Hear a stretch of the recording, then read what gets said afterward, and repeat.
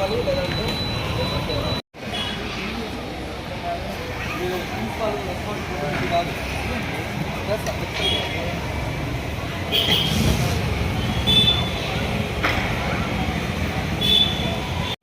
కానీ అవైలబుల్ లేదు. ఖచ్చితంగా నేను వైరల్ చేస్తాను. ఫీజు కోసమేనా?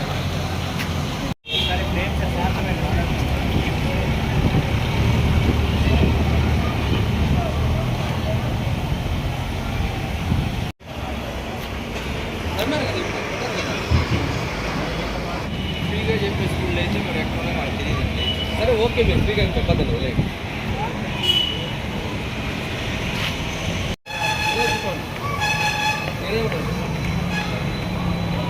డబ్బులన్నా రావాలి లేదంటే చెప్పేది.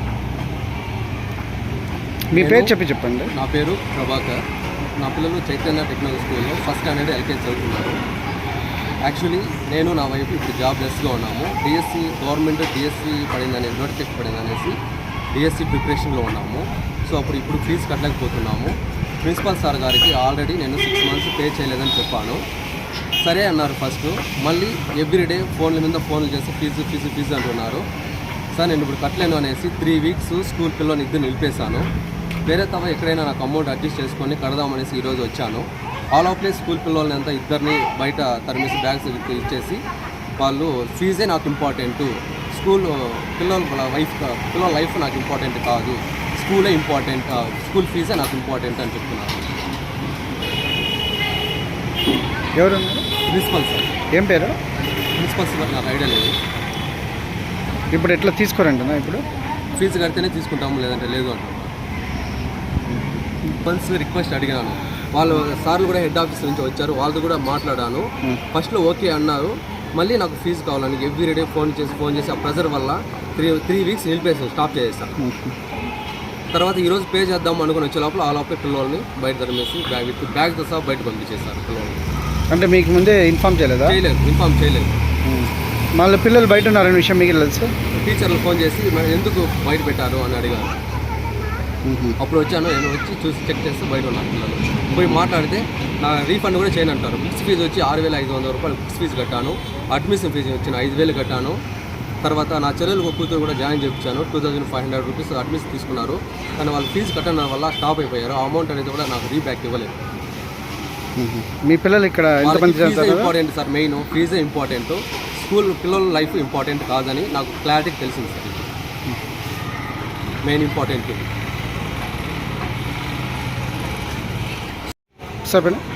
ఒక పేరెంట్ రెస్పెక్ట్ ఇవ్వాల్సింది కూడా ఇవ్వలేదు. చేయి చూపించి మాట్లాడుతున్నాడు, కొంచెం హార్స్ఫుల్గా మాట్లాడుతున్నాడు. అదే ఏం మాట్లాడు?